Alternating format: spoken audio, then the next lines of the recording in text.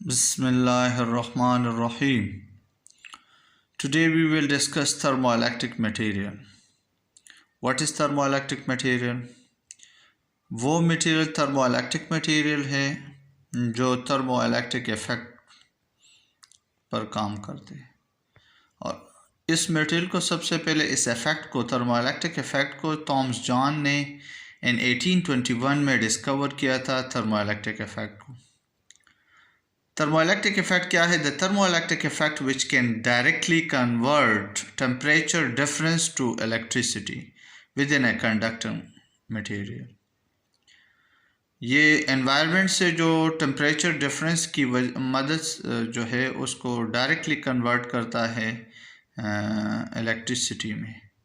हमारे environmental जितने भी अगर हमारे पास दो ऐसे material हो जिसका temperature difference हो तो उसको डायरेक्टली उसकी टेम्परेचर डिफरेंस की मदद से हम उसको डायरेक्टली कन्वर्ट कर सकते हैं इलेक्ट्रिसिटी में।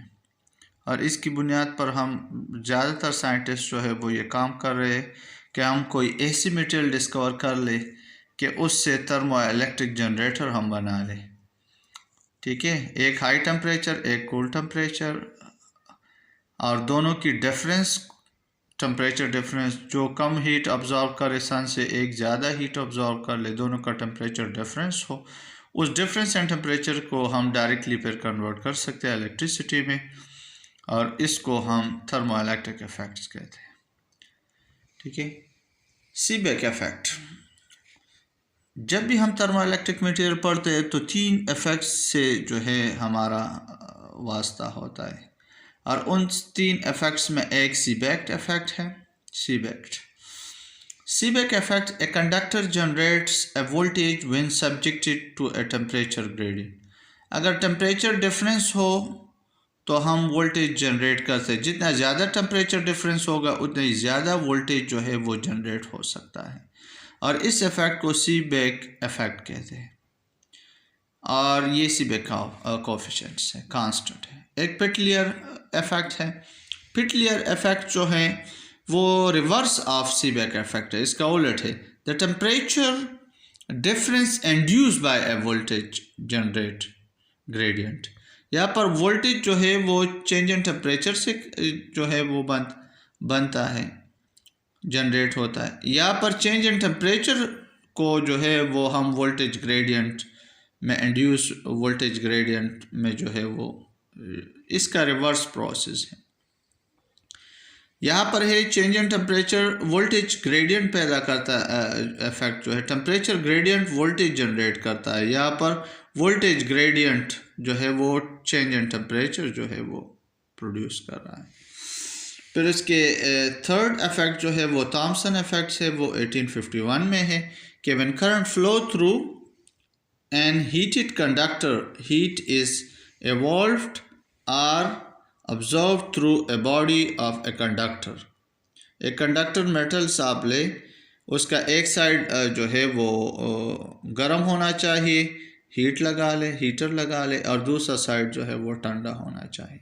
फिर आप उसे करंट पास कर ले तो उससे या तो हीट इवॉल्व होगी या हीट को वो ऑब्जॉर्व करेगी। इस इफेक्ट को जो है थॉमसन ने 1851 में जो है वो डिस्कवर किया था। इस वजह से इस इफेक्ट को हम Thomson effect, Thomson name of scientist. Peltier जो है ये भी एक साइंसदान था और सीबेक जो था ये भी एक साइंसदान था। तो ये तीन इफेक्ट जो है थर्मोइलेक्ट्रिक मटेरियल के लिए बहुत इम्पोर्टेंट है और ये तीनों हम जो है यहाँ पर पढ़ेंगे। थर्मोइलेक्ट्रिक मटेरियल जो है हमारे ग्लोबल वार्मिंग कंजम्पशन की एनर्जी जो है 4.1 मल्टीप्लाई 10⁻20 जूल या इसको 13 टेरावाट कहते हैं। इतनी एनर्जी हमारे जो है वो ग्लोबल एनर्जी कंजम्पशन है।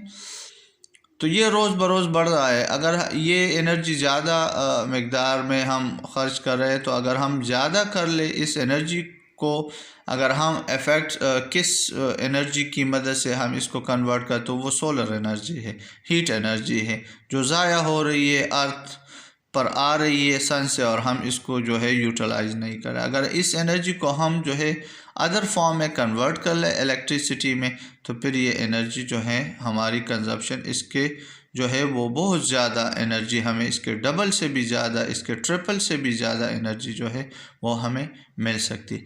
इस वजह से ग्लोबल हार्वेस्टिंग एनर्जी जो ज़ाया हो रही है इस दुनिया में, जितनी भी फॉसाइल फ्यूल है उसकी बर्निंग होती है, उससे जो हीट निकलती है, ये एनर्जी ज़ाया होती है फ्रैक्शन के फॉर्म में। जितनी भी एनर्जी लॉस होती है इस एनवायरनमेंट को जाती है, तो ये एनर्जी अगर हम दोबारा रिसाइकल करके कन्वर्ट कर ले इलेक्ट्रिसिटी में, तो एक तो एनर्जी जो है आपकी माहौल को क्लीन भी कर लेगा, ये हीट शुद्ध हीट, और दूसरा ये एनर्जी कारामद हो जाएगी, इलेक्ट्रिकल एनर्जी, फिर आप इसको यूज़ कर सकते।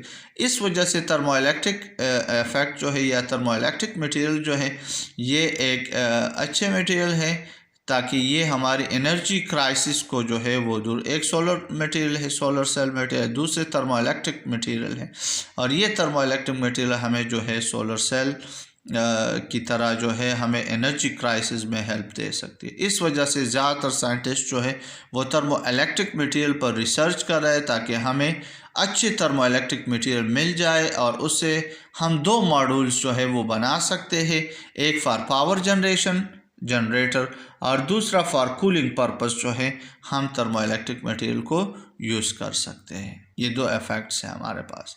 तो हमारे पास फॉर एग्ज़ाम्पल मेटल है, सेमीकंडक्टर है, इंसुलेटर है फॉर एग्ज़ाम्पल।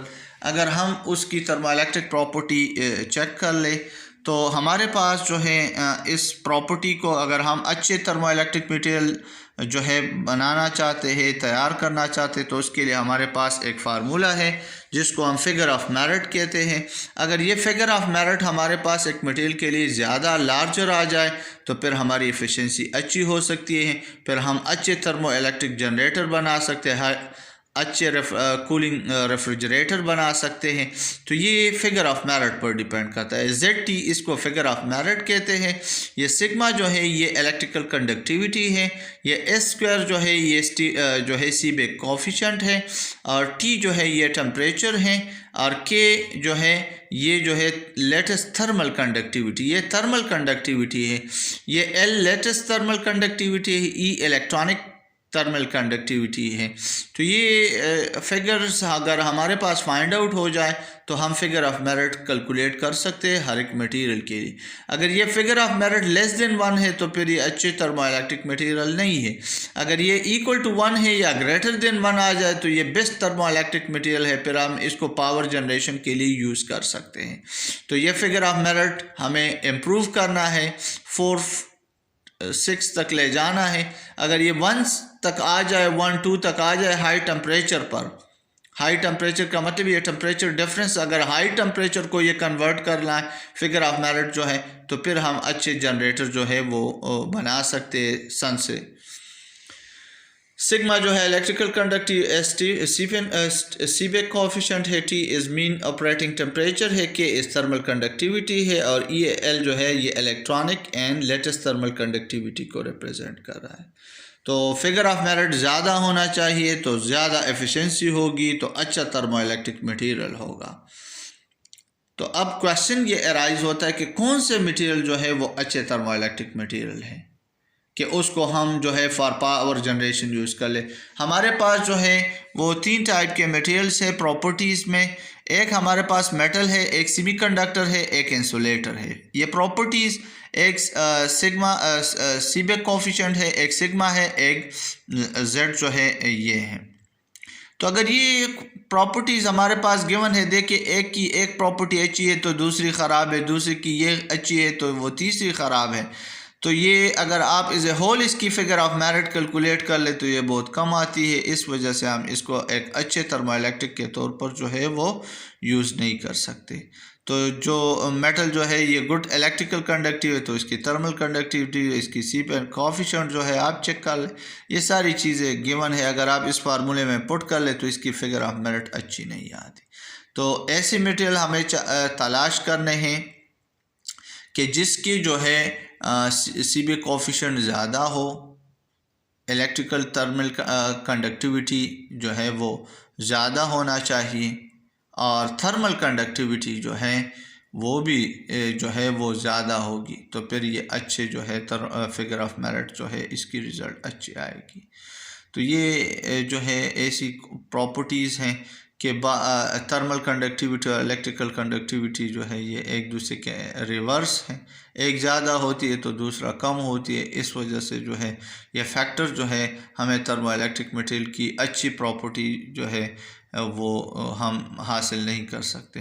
तो हमें ऐसे मटेरियल चाहे जिसकी इलेक्ट्रिकल कंडक्टिविटी अच्छी हो, दूसरे साइड पर हमें ऐसी मटेरियल तलाश करना है जिसकी सीबे कोफिशिएंट भी अच्छी हो, और तीसरे जो है उसकी थर्मल कंडक्टिविटी अगर कम होगी तो फिर वो अच्छा फिगर ऑफ मेरिट हमें मिल सकता है।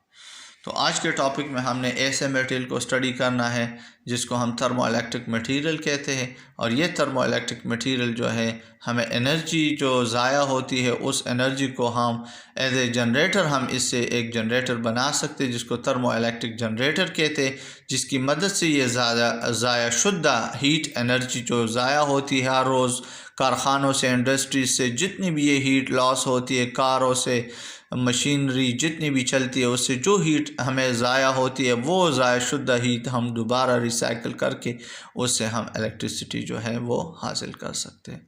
तो आज का टॉपिक हमारा ख़त्म हुआ। अल्लाह हाफ़िज़।